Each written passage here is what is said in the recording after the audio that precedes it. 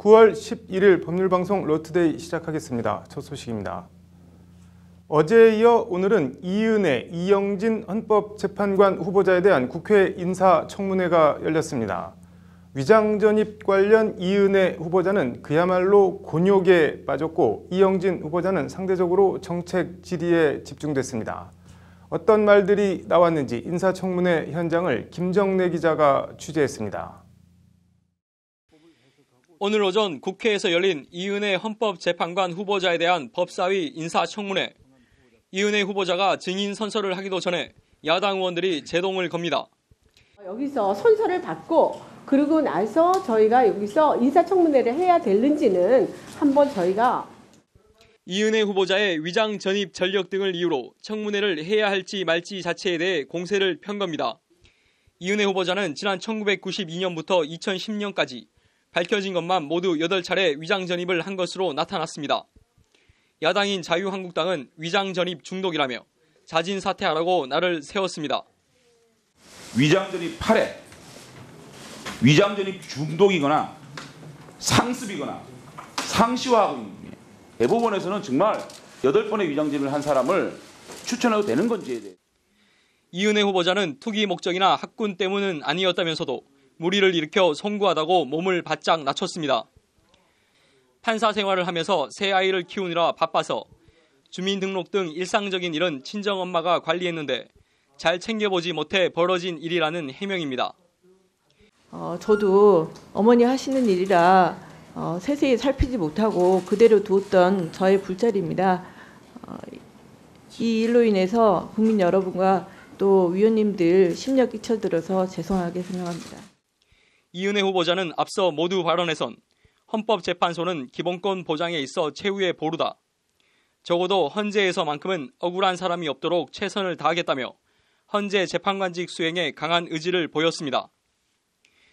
같은 시각 열린 이영진 헌법재판관 후보자의 인사청문회는 정책 질의 위주로 차분하게 진행됐습니다.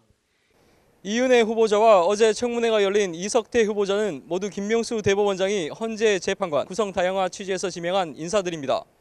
이석태 후보자는 판검사 경력이 없는 첫 재야 변호사 출신 헌재 재판관, 이은혜 변호사는 여성이라는 상징성이 있습니다. 헌재 재판관은 국회 표결 절차를 거치지 않아 자진 사퇴하지 않는 한 헌재 재판관에 취임합니다. 법률방송 김정래입니다. 삼성의 사실상 2인자로 평가받는 이상훈 삼성전자 이사회 의장에 대한 법원 구속 전 피의자 신문이 오늘 열렸습니다. 삼성 노조 와해 의혹에 관여한 혐의입니다. 장한지 기자입니다. 어두운 표정으로 법원 영장실질 심사를 받기 위해 법원에 나온 이상훈 삼성전자 이사회 의장은 취재진의 질문에 입을 굳게 다물고 곧장 법정으로 향했습니다. 노조 와해 공작의 총책임자라는 의혹에 대해서는 어떻게 생각하시나요? 이상훈 의장은 지난 2012년부터 지난해까지 삼성전자 경영지원실장으로 일하며 기획 폐업 등 삼성전자 서비스 노조 와해 공작을 보고받고 지시한 혐의를 받고 있습니다. 앞서 검찰은 지난 6일 피의자 신분으로 이상훈 의장을 불러 강도 높게 조사한 뒤 이튿날인 7일 노동조합법 위반 등 혐의로 구속영장을 청구했습니다. 1982년 삼성전자에 입사한 이상훈 의장은 삼성그룹 비서실과 구조조정본부, 전략기획실, 미래전략실 등 그룹 컨트롤타워 임원을 지낸 그룹 내 핵심 인사입니다. 삼성그룹 차원의 노조 와해 공작이 있었다는 게 검찰의 판단입니다. 검찰은 이상훈 의장의 구속 여부가 결정되는 대로 관련자들에 대한 사법처리 방향을 결정하는 등 지난 4월 본격 수사한 삼성 노조 와해 수사를 마무리할 방침입니다. 법률방송 장한지입니다. 유튜브를 보다 보면 가끔 뉴스나 기사를 빙자한 황당한 제목이나 내용의 동영상이 눈에 띄는데요. 이런 이른바 가짜뉴스들이 유튜브 곳곳에서 넘쳐나고 있는데 대응할 방법은 정말 없는 걸까요? 가짜뉴스 대책 관련 유튜브 답변을 보니 자정을 기대하는 건 난망한 것 같고 뭔가 대책 마련이 시급해 보입니다. 김태현 기자의 심층 리포트 보시겠습니다. 세계 최대 동영상 검색 사이트 유튜브에 한 인터넷 방송사가 올린 동영상입니다. 동영상은 뉴스라는 타이틀을 달고 있습니다. 문재인의 이상한 행동과 건강 이상설, 제목이 자극적입니다. 주말 내내 문재인의 건강 이상설이 뜨겁게 이슈로 달아올랐습니다. 심지어는 와병설까지 포함해서요. 치매설 여러 가지가 돌았습니다. 주말. 문재인 대통령이 치매라는 세간의 이런저런 설을 40분 넘게 여과 없이 내보냅니다. 또 그런 이상 행동들이 여러 가지가 있었습니다. 네. 그래서 제가 그런 이상 행동들을 좀 자료로 모아봤고, 그리고 문재인의 건강에 대해서 공식적으로 또 밝혀진 것들이 있습니다. 네. 예. 저희 뭐 거짓말은 할 수 없잖아요. 그렇죠. 예. 그래서 그런 팩트와 팩트라고 말하지만 문재인 치매설은 작년 대선 기간 이를 제시했던 블로거가 선거법 위반으로 벌금 300만 원을 선고받은 명백한 허위 사실입니다. 그럼에도 문재인의 치매 증상 의혹에 대한 구체적 상황들, 이런 식의 제목을 단 뉴스의 탈을 쓴 가짜 뉴스들이 유튜브엔 도처에서 넘쳐납니다. 또 다른 문제는 유튜브 알고리즘상 한번 노출된 콘텐츠가 이른바 맞춤 동영상으로 우선 노출되기 때문에 한번 잘못 퍼진 가짜뉴스가 끊임없이 확대, 재생산된다는 점입니다. 이른바 악화가 양화를 구축하는 겁니다.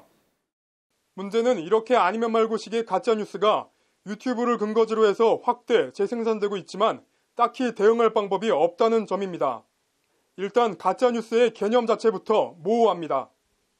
우리나라 같은 경우에도 여전히 페이크 뉴스에 대한 경계가 왔다 갔다 해요. 아직 합의된 것도 별로 없고 좀 판단하기가 되게 힘들죠. 가짜뉴스 개념 자체가 모호하니 폭력, 혐오, 외설적인 콘텐츠처럼 유튜브에 삭제 등 신고 요청을 하기도 애매합니다. 나아가 법적 개념 자체가 없다 보니 방송통신심의위원회 등 정부기관도 관련 규제나 처벌 등 선제적 대응이 애초 사실상 불가능합니다. 불법이라는 게 이제 법에 명확하게 불법 행위에 대한 규정이 있어야 심의를 할 수 있기 때문에 두루뭉실하게 가짜 뉴스다 그래서 심의를 한다 이렇게 판단하기 어려운 부분이고요. 일단 유튜브는 네이버나 다음처럼 우리나라에 서버가 있는 것이 아니어서 압수수색 등 강제 수사가 애초 불가능합니다. 미국 법상으로는 명예훼손이 처벌이 안 되기 때문에 그 자료를 저희한테 안 주는 경우가 많습니다. 영장을 집행을 해도 안 주는 경우가 많아가지고 그래서 실질적으로 못 찾는. 유튜브에 가짜뉴스 대응 방안 등을 문의했지만 돌아온 답변은 좀 허무하다 싶을 정도로 알맹이가 없습니다. 현재 진행되는 사건에 대한 진실은 파악되기가 종종 어렵다. 또한 언제나 옳거나 그르거나의 이분법적이지 않다. 끊임없이 노력하고 있다곤 하지만 행간은 한마디로 현재 시스템을 건드리거나 개입하거나 규제할 생각 없다입니다. 가짜뉴스라는 현상은 분명히 있고 유튜브를 근거로 가짜뉴스가 횡행하고 있지만 가짜뉴스에 대한 법적 개념조차 정립돼 있지 않은 현실. 사회적 영향력이든 광고비, 돈을 이유로든 유튜버와 이런 가짜뉴스 생산자들과의 불편한 공생, 악어와 악어새를 떼놓을 뭔가 대책 마련이 시급해 보입니다. 법률방송 김태현입니다. 네, 사법농단 재판거래 수사 해도 너무한 법원 제19 감싸기 얘기해보겠습니다. 남승환 변호사의 시사법률입니다. 남 변호사님, 논란의 중심 인물 유해용 전 대법원 선임 수석재판연구관이라고 하는데 뭐 어떤 혐의를 받고 있는 건가요?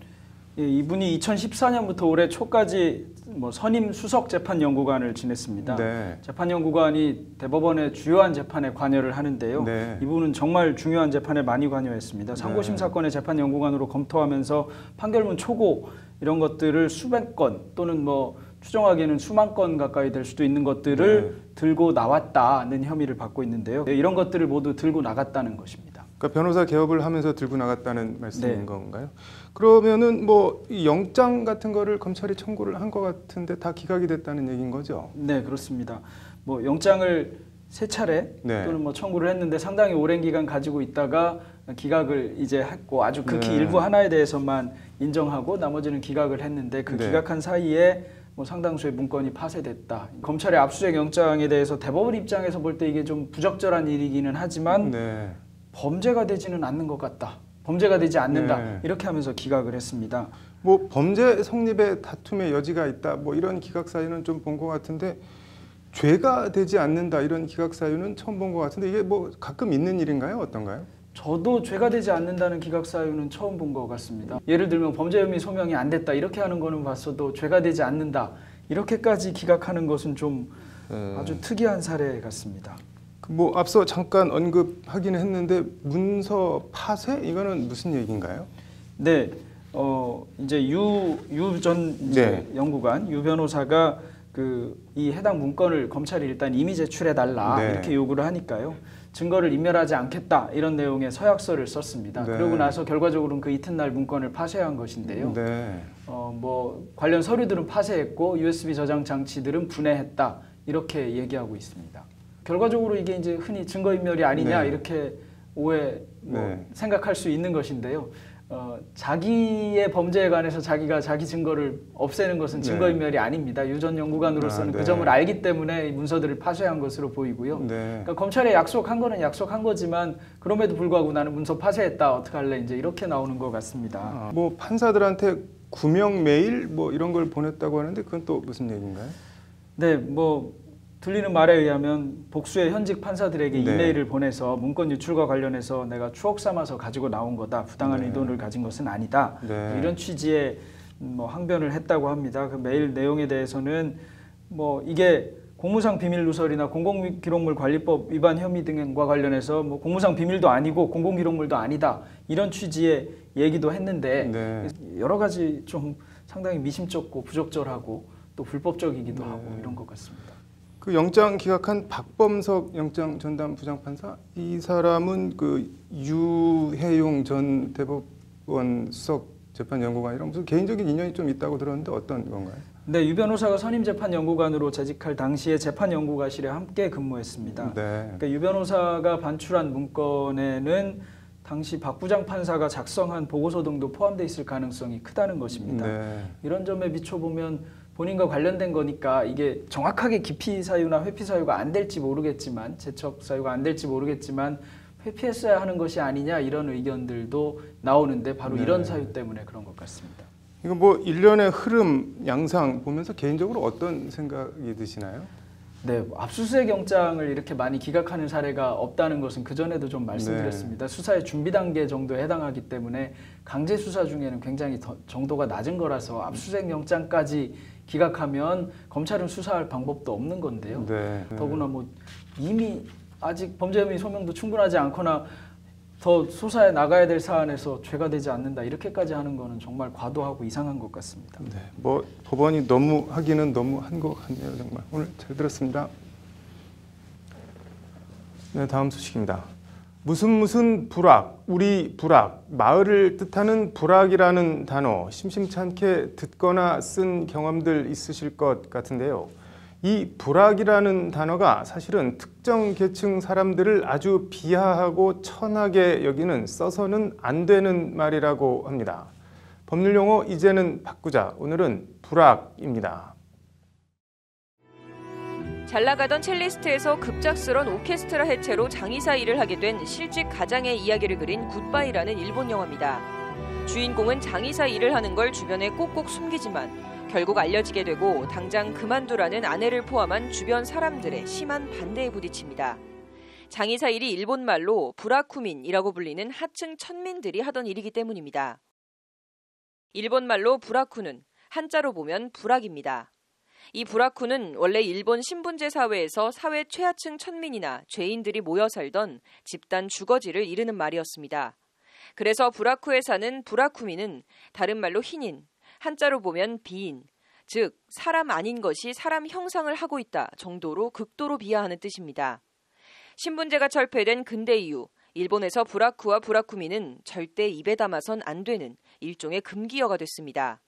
그러나 일제강점기 일본은 우리 마을을 비하하고 천시하기 위해 이 부라쿠, 불악이라는 말을 의도적으로 들여와 보급했습니다.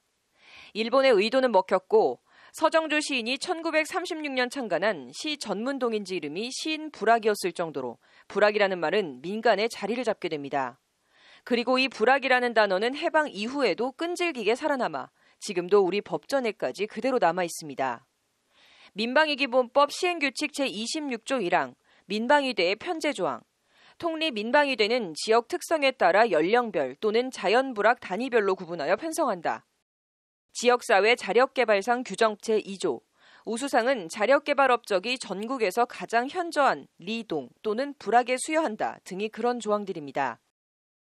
예, 일반적으로 지금 보니까 뭡니까 이통장조례라든지 아니면은 그 해당 조례에서 자연불악 이런 식으로 하면서 불악이라는 용어를 아직도 많이 쓰고 있는 것 같더라고요. 일본 말이지만 정작 일본에선 그 경멸적 의미 때문에 금기어가 됐지만 우리나라에선 유래도 영문도 잘 모르고 일상생활과 법전에서 계속 쓰이고 있는 단어 불악. 관청 용어처럼 굳어진 불악.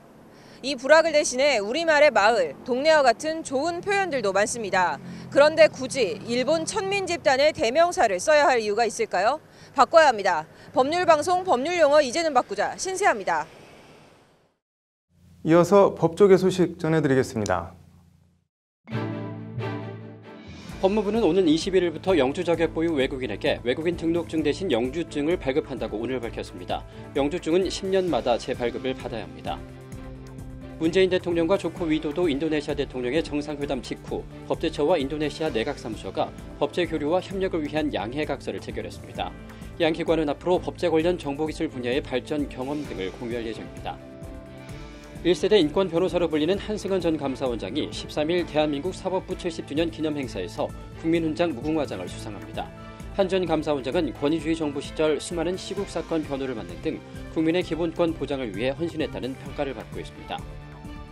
대한변호사협회가 다음 달 2일부터 12월 28일까지 국제법률 비즈니스 전문가 양성을 위한 비즈니스와 법률용어 연수과정을 실시합니다. 수강 희망자는 오는 19일까지 변협 홈페이지를 통해 신청하면 됩니다. 9월 11일 법률방송 로투데이 마치겠습니다. 시청해주셔서 감사합니다.